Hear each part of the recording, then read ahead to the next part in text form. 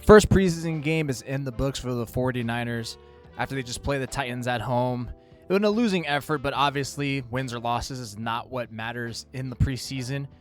What does matter is how several players look throughout the game, whether it's players on the roster fence, whether it's rookies or newly signed players from the offseason. A lot of this does matter for them. And I think yesterday when you watched that game against the Titans, is the steal of the show were the 49ers rookies. The 2026 draft class performed admirably well.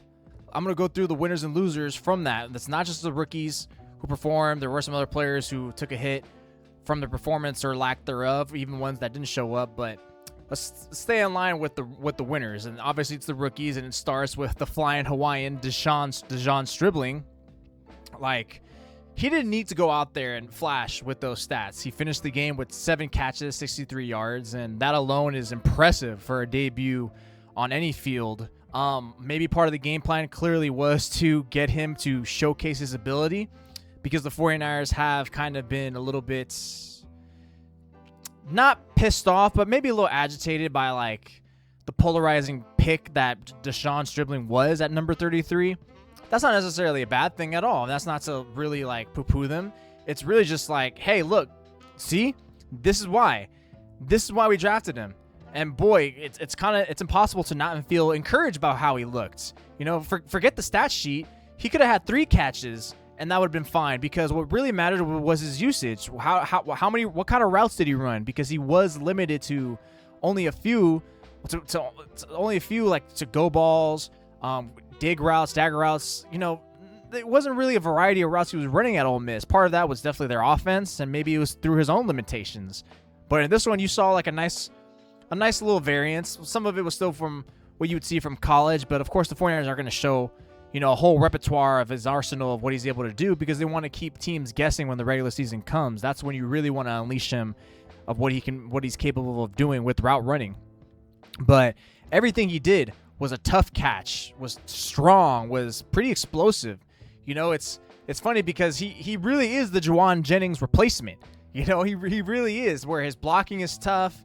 You know, it was really hard to see how tough his blocking is, but I think that's the one thing that a consensus that, like, yes, his blocking is amazing. So we didn't need to see that. What we did need to see is what routes he runs. How does he align in the formation? Because he is a slot guy. He's capable of going out. Maybe he runs a little tighter to the formation next to the tight end, because he is a pretty good crack blocker. He's just aggressive. He's not afraid to get his nose dirty. So that's great for that aspect. But what about his pass catching? How does he look with the ball in his hands? And he checked every box that you would see, you know, in that first half of the preseason game. This 32-yard catch was his long. That was his highlight play. It was great. He kind of got up there and get it to create that little bit of separation, that speed. There's a lot to like. And I think it really does kind of highlight I think the one thing you would see from his performance is you're going to get someone who's going to give you that vertical threat and a great red zone target. That's kind of what I took away from his performance. A good blocker that's going to help increase the running game that was very inefficient last year. The worst running game under Kyle Shanahan since he took over the 49ers. And you're going to get a nice vertical threat that's going to stretch offense, that's going to stretch the defense, give him that threat. Maybe Purdy even if Purdy doesn't connect with him consistently, just that threat, it's more than enough. And it's always been lacking in the 49ers offense since Marquise Goodwin, really, because no one's really been that deep threat. Not at all. No one. It hasn't been close. So now you actually have someone that actually does it as a good job and can also break on a dime on a dagger route, like 15 yards, 18 yards downfield. It's going to really make corners and safeties play a little higher, not so close to the box. That's great. And as for the red zone, you have him as a threat who's going to get lesser matchups, because obviously you got George Kittle eventually will come back, who'll be taking the attention away from people. You got Mike Evans. You got Christian McCaffrey, who's going to guard De'Zhaun Stribling. Even Deebo Samuel. Like, I wouldn't be surprised if I've always said De'Zhaun Stribling, like, close to 5 touchdowns sounds about right. 3 of them will be in the red zone at least. But now I'm starting to feel like, is he going to get 7? He might get like the bulk of the touchdown passes from Brock Purdy, because he's got the range, he's got the reach. It makes sense to him to be someone you rely upon, because no one's going to take their top 2 defender and put it on Stribling. And if they do, guess what? Hey, I got Kittle here. I got McCaffrey in the flat. I got Mike Evans. It's going to be, what's it called? Like a vast array of riches? Like whatever the cliche is saying that I'm forgetting, but very impressive from Stribling. Of course, it is just one preseason game, and it was against the Titans. So I wouldn't overreact too much, but it's definitely very encouraging. You know, the 49ers aren't validating their pick just yet. You know, we still got several games in the regular season to go through, but if this is any indication of what's to come for the regular season, boy, do the 49ers have a nice balanced offense in addition on their hands. Stribling wasn't the only rookie that performed very well in this game. I think the second best one, in my opinion, was defensive tackle Grayson Halton. He's a player who I felt like was probably the safest draft pick the 49ers took in April, because he's a proven dominant force as a pass rusher. I know it's not really something that's heavily thrown around when it comes to interior defensive linemen. That's usually something you use for an edge rusher, defensive end. But he does excel at that. And he does a decent job against the run as well. And we saw it against the Titans.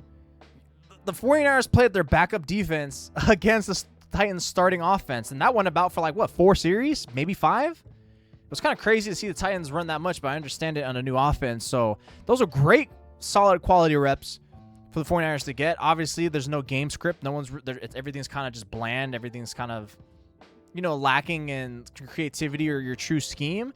But at least hey, talent versus talent, just pure pickup football almost. Grayson Halton did a damn fine job. The offensive guard he was going against is one of the better guards in the NFL. So I honestly, you can make the case that Halton was the most impressive because he was going against starting caliber top end talent, one of the better ones in the league. And you could not look up at your screen and not see Halton make a play. It's like every other time, it's like, there he goes again. And if he wasn't a culprit making a play on a run stuff or getting to Cam Ward, he was helping free someone up or just causing enough havoc to just collapse the pocket. And I think what stood out the most from him was how laterally quick he is. That's amazing. Seeing a big boy in the interior move that way. It's something, again, you mostly see out of an edge rusher. So I really love to see that from Halton. And to me, I never really talked about it too much because I feel like I already had him pegged as someone that was going to be a solid contributor. But now after seeing that game, again, encouraging. You don't want to read too much into it. Similar to Stribling, where if that's any indicator, they have more than just a solid player in their hand. They might have a dude that's making 5 impactful plays a game. And then when you really think about it, imagine him rushing next to Osa Odighizuwa. Osa Odighizuwa is one of the best defensive tackles in the game. He's definitely a top 5 one. And now you're going to line him up with Grayson Halton for half the game. That's going to be great for Halton to take advantage of those matchups, especially if he does get going, get some momentum, and then maybe he does start to flourish by mid-season or earlier. Who knows? He looks like he's ready. He played at Oklahoma, so they're pretty much doing it against solid talent. That's pretty much almost just about an NFL-ready program. So I think there's a lot to like about Halton. That's great because the 49ers need someone to step up in the defensive front that's going to give him an impact in the pass rush, given Nick Bosa's knee tendonitis. You don't know how often he's going to be healthy or fully fit. So that's a huge scare. So I think that's definitely what the 49ers are going to bank on is their interior pass rush being their lethal, most effective part of their defense. Another rookie that also performed admirably well, linebacker Jaden Duggar. I do have to admit, I didn't have much expectations for Duggar this year. It's not that I thought that he sucked or anything. It's just I thought he was more of a project because, number one, he's a 5th-round pick. And it was kind of the Niners just said, here, KJ Wright, you really like this guy? We'll just make this pick for you, and we'll work with him and integrate him throughout the season or next year. But no, right before training camp entered, the last few weeks, there was reports saying the 49ers are high on Duggar, and it's whoa. You start seeing that report, it's okay, that means they're going to really make it work with him. They're going to try. And they see something in him that could spark interest to get him on a role on the defense. And you start seeing in camp, hey, he's getting some first-team reps, and sure enough, he goes out there and looks great on every rep. He looks smart and fast. His physical traits are very impressive, and that has set a floor for him where it's making him a decent player at the very least. But then I think for his IQ, he showed in that limited action, once again, against a first-team offense in the Titans, is amazing to see. I think that's amazing to see because that's one thing the 49ers love is they want their quick linebackers, but they also want high IQ players. I didn't get a sense that he was a rookie out there. His player recognition was amazing. He was doing a good job reading the run, shedding the block, making a break on a play to get in there at the line of scrimmage and get behind and tackle Tajay Spears, the running back. He was just everywhere. Everything was impressive for him. So if the 49ers need him to fill in for Dre Greenlaw, who's obviously going to be the most likely prone to miss games between him and Fred Warner, then, and if he does fit that role, I think they can feel confident knowing that he's doing okay, you know? So his emergence would be great because now all of a sudden the 49ers have a very excellent linebacker room, which doesn't bode well for Nick Martin, and I'll get to that moments later about the losers from that. So Duggar, Halton, Stribling, huge winners from this game, and the last winner is also another rookie. Had the least amount of flash plays, but he had one that was enough, and that's cornerback Ephesians Prysock. He's someone who I'm very intrigued by. I'm always biased towards secondary players, especially corners.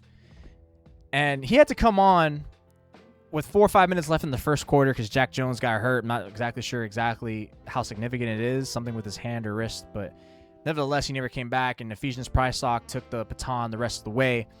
And he had to come in and fill in when the Titans were knocking on the door of a touchdown. They were just like 5 yards away. Ken Moore drops back, targets his top receiver, Carnell Tate, to the goal line pylon. And Prysock's in coverage.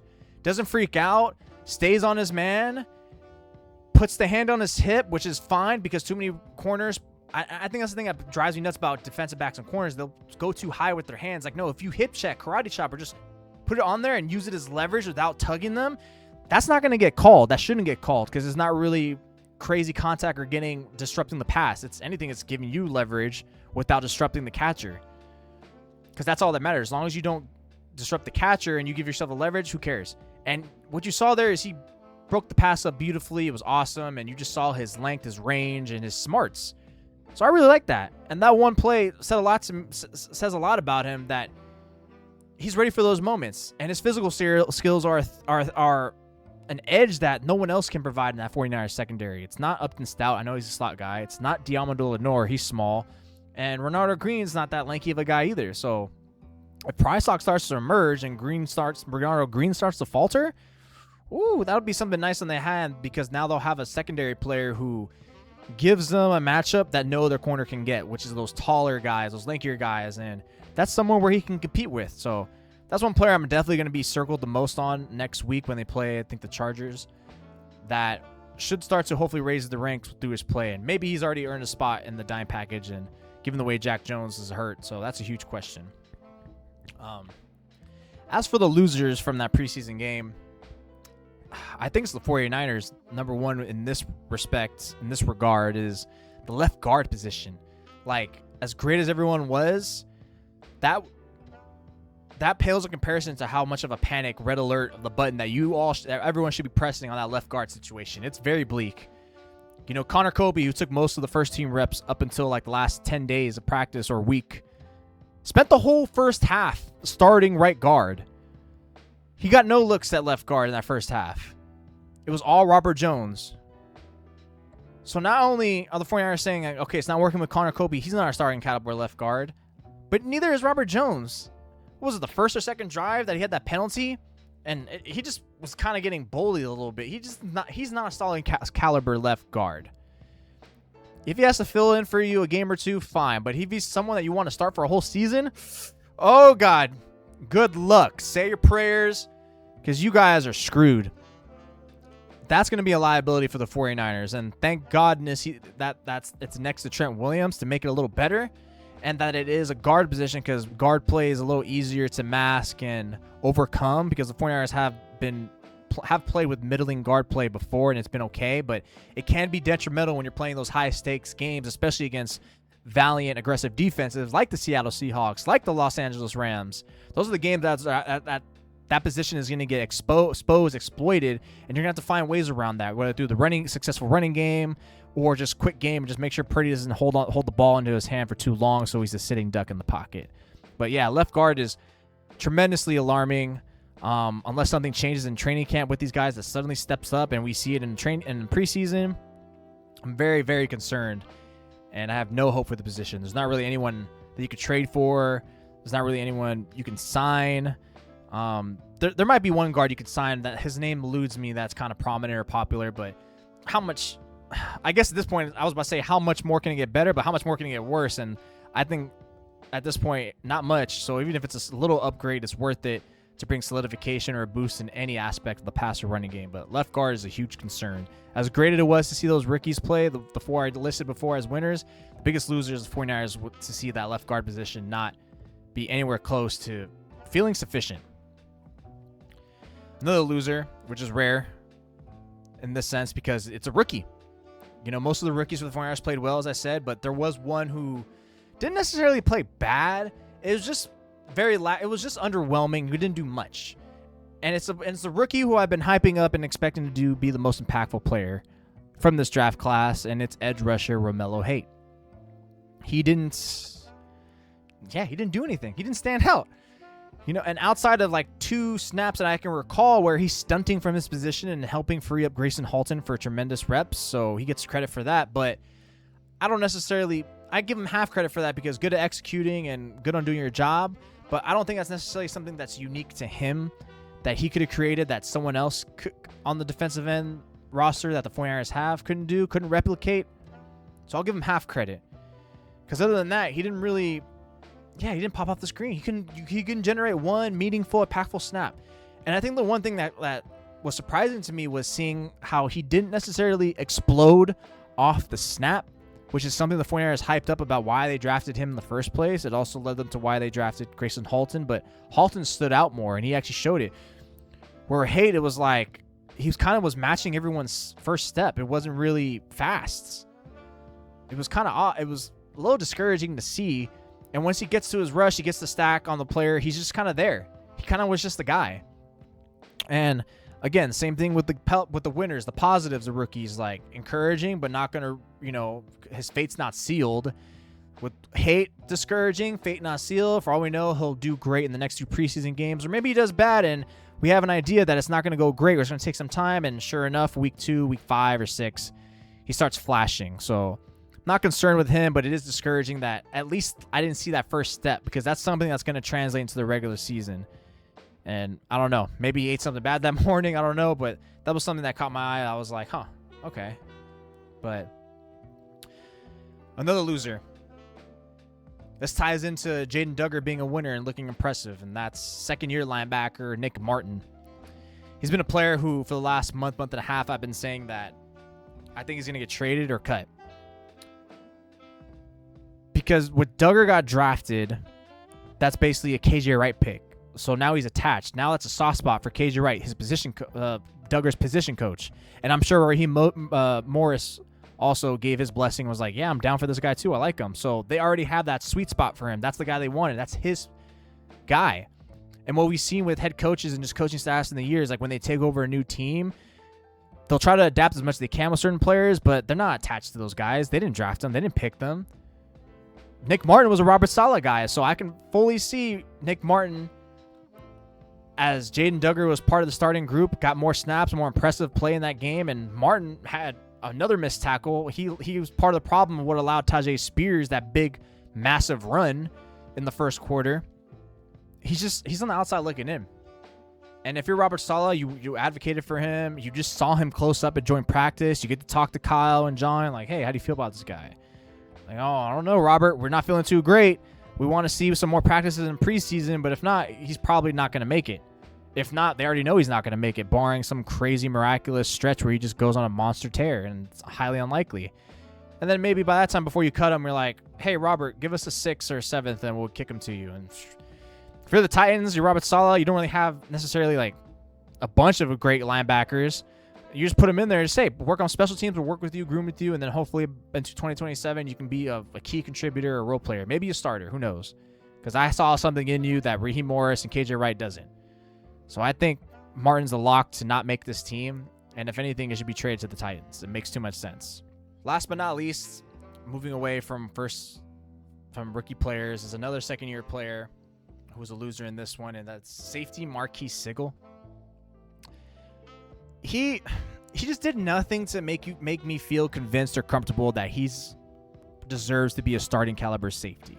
And I've written before over on 49ers on SI that the 49ers should start him over Jair Brown, because Sigel is part of the future. Jair Brown is not. And if Jair Brown performs well this year, which would be great for the 49ers, he's probably going to price himself out because he's going to be a free agent and other teams are going to want him. But maybe obviously there's always the realm of possibility. Brown comes back. He likes Raheem, gets to work with him. But money talks, and free agency, that always happens. You can easily see him walking. I think that's what's going to happen. And the thing about Sigel is, I think it was on the touchdown run, the one that the Titans got in their opening series. He was in the backfield and he had a clear tackle and he just whiffs badly. And that was a little bit of a problem that he had last year. So if you're supposed to be a starting caliber safety, those are key plays you have to make. And it was very disappointing to see. Like, he just didn't put his footprint. He didn't make a lasting impression, a positive one that makes you think like, wow, look at him. He's better. He's good. He looks solid. And I'm not saying he had to kill it on every play, but like, he couldn't give us one. Instead, you end up whiffing a tackle, and I'm pretty sure there was another one that I'm forgetting about. But he just did nothing that inspires you. That's the thing. He did nothing that inspires you to be hopeful about him. And it's like, if you're struggling here and not making anything noise here, what's to say that you're going to do any better in the regular season? Probably not. So, starting to fade a little bit on him. And it kind of seems like the starting safeties are going to be Jair Brown for sure, and most likely Malik Mustafa. Given how his hamstring looks, because that's a huge issue right now. But that's my takeaways from that game. Most of the rookies of 49ers look great. They were all winners, those 4 that I listed. And the losers, Hate still fine on. Nick Martin, I think, is going to get traded. Marquise Sigel, uninspiring. And left guard, my goodness, what are the 49ers going to do there? I have no clue. It's time to panic.